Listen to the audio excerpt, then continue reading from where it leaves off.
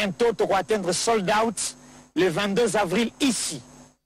Tout le Congolais comme un seul homme, comme un seul peuple, bazoya awa pour la solidarité Congo. Ça fait 30 ans, Makile Zakotanga, ça fait 30 ans, Bana Bazali Kokufa, ça fait 30 ans, ma femme Bazali violée, et 30 ans après, voilà que toute une nation, comme un seul peuple, derrière son chef, décide de faire entendre sa voix.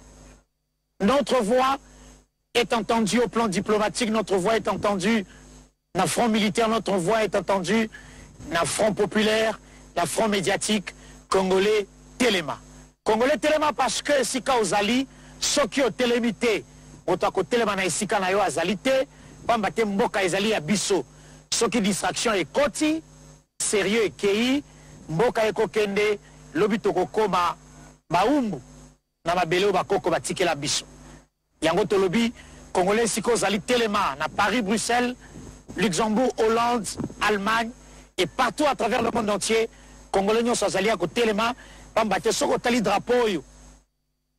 Atos à la sérieuxté. Et c'est le zonga sérieux.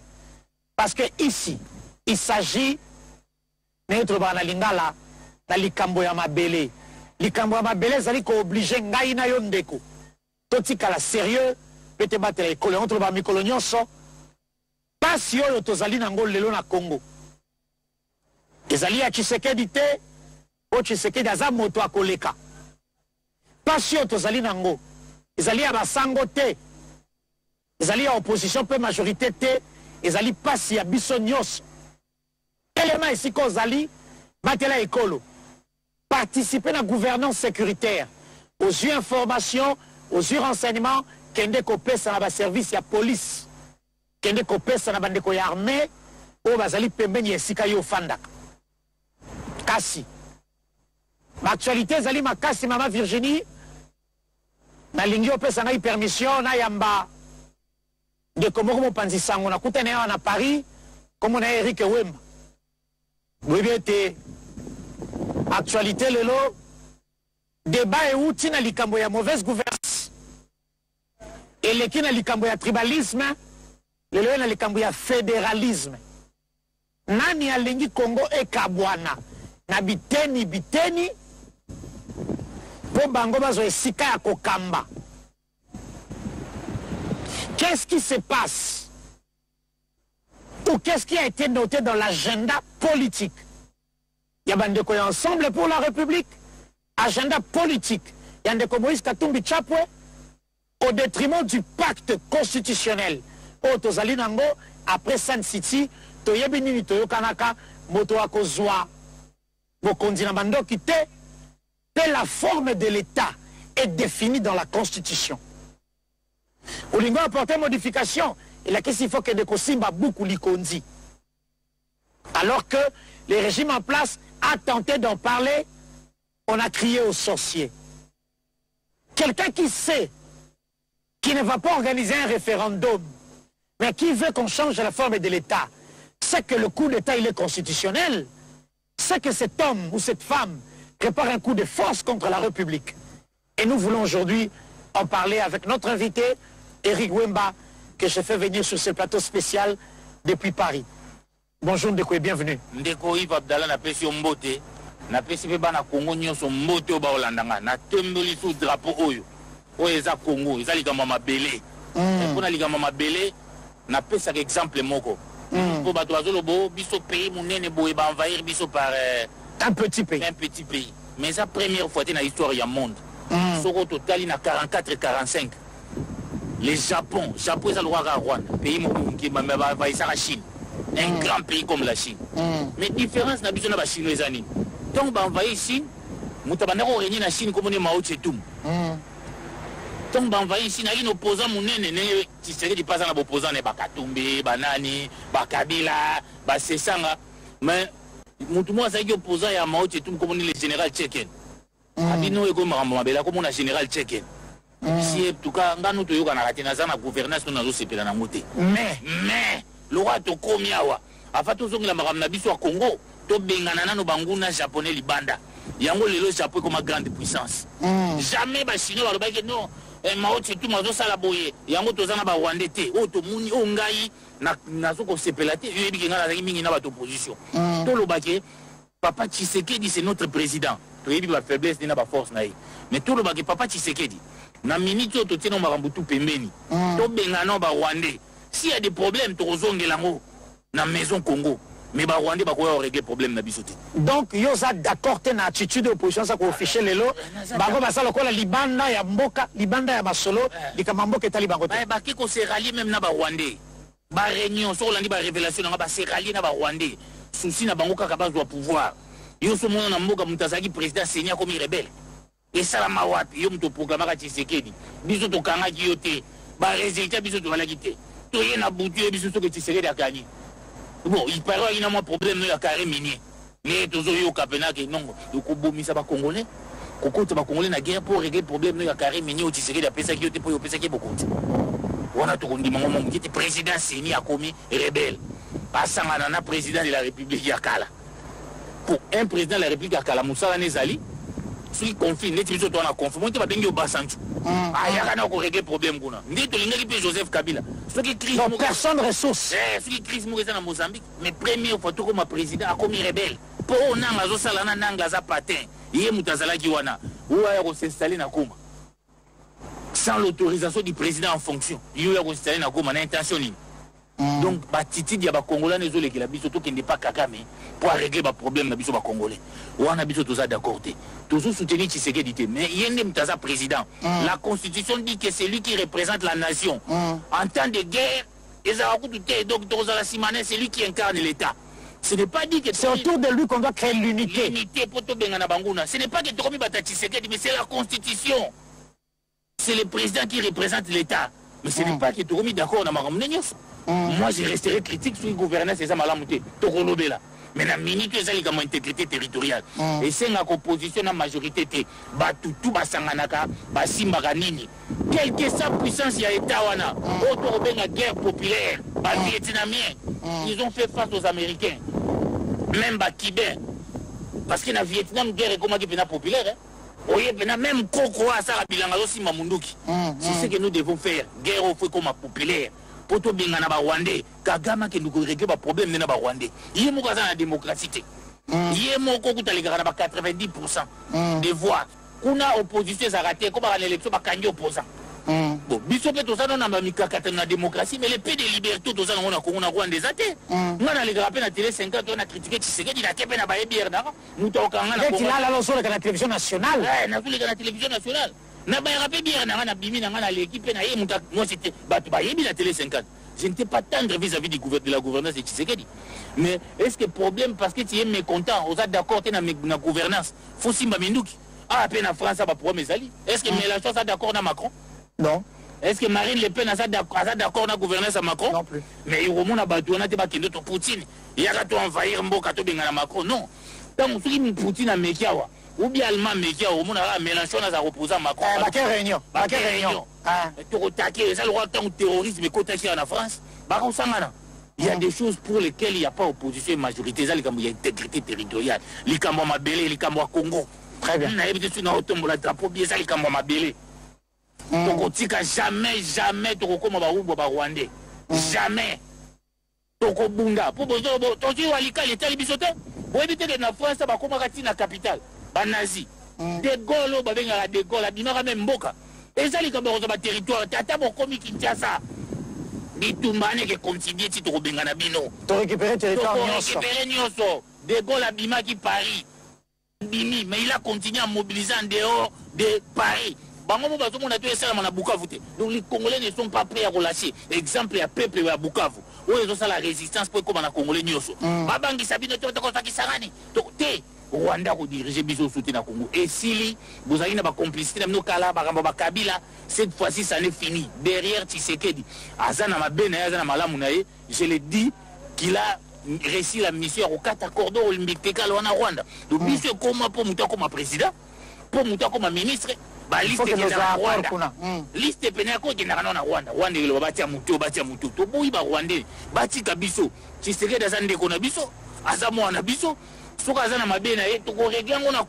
C'est ça notre combat. Il faut que les Congolais comprendre en haut.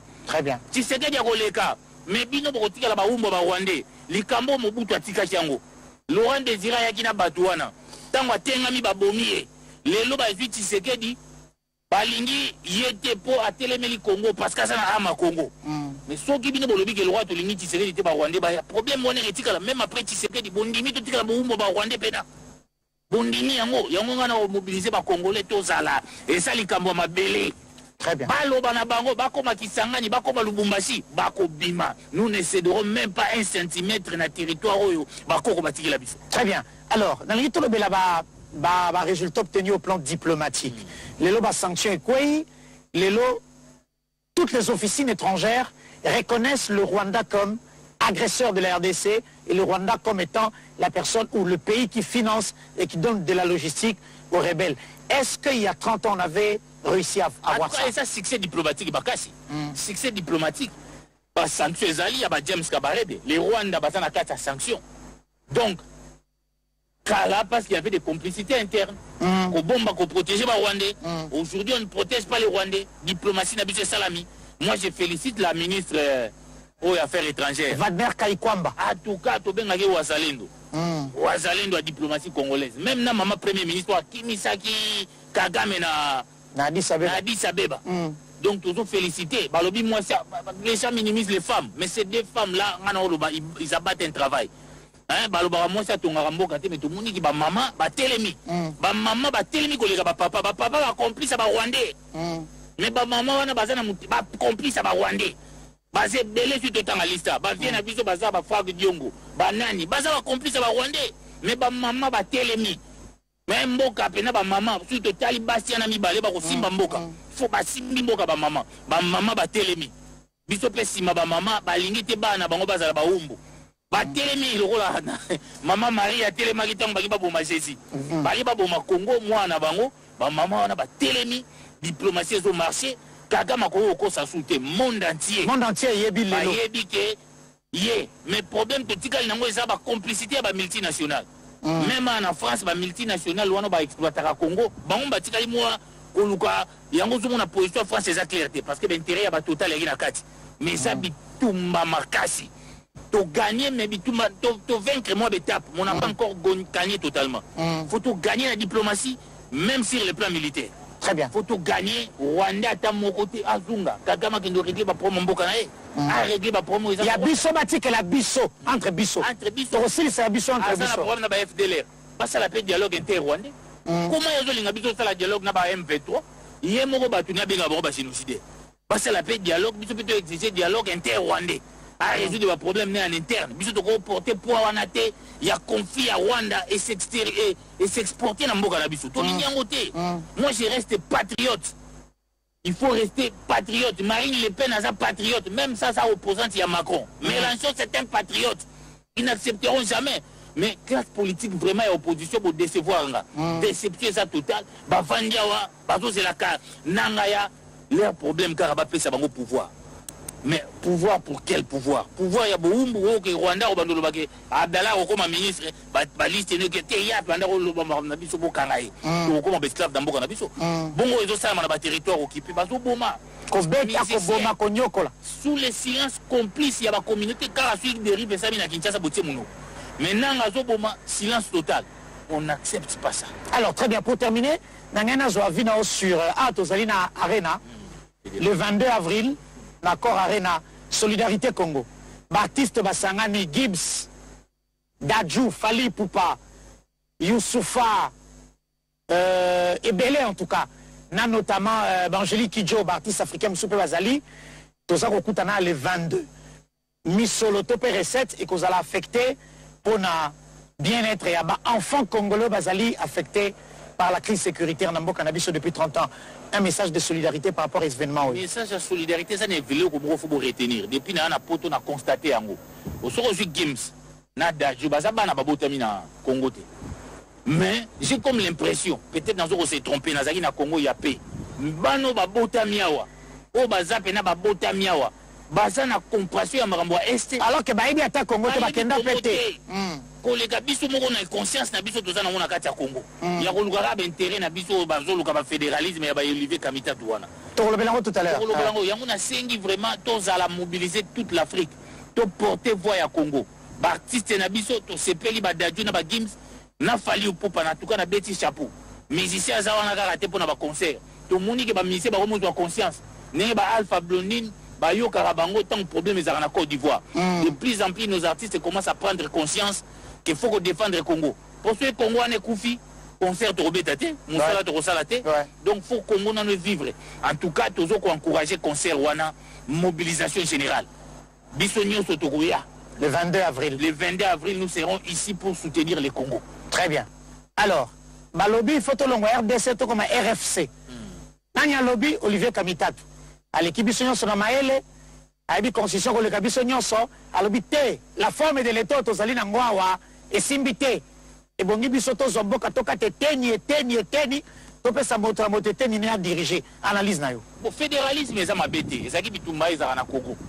Mais tu vas confondre fédéralisme et séparatisme. Fédéralisme. Parce que la forme à l'État Congo, tu vas qui unitarisme, c'est fédéralisme, c'est lobby. N'a pas de San City. Tu vas les laisser mon tout, tu as les formes hybrides. Tu vas que le Congo est fragile, tu as moins unitarisme, na fédéralisme. Il y a un État unitaire fortement décentralisé. Donc la province pèse la compétence dans le pouvoir central. Pour le Congo qui est liboso. Alors, oyo bango bazulu kawana et ça séparatisme. Séparatisme pour nani et ça idée na bango. Bobo sanate. Ba benga réconciliation que cela va la Lubumbashi.